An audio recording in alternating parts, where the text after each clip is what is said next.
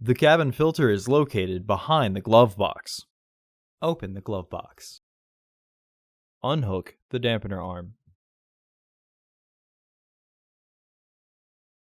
Unclip both sides of the glove box to release the stops and lower the glove box.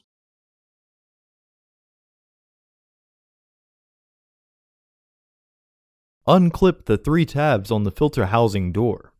Then lift the door to free the bottom tabs from their catch.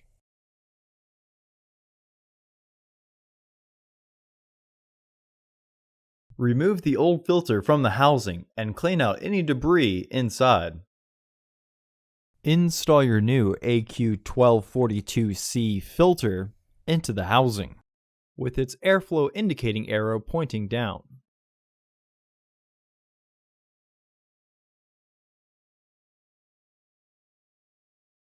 Reinstall the filter door by threading the bottom tabs into their catch first, then press to lock the top.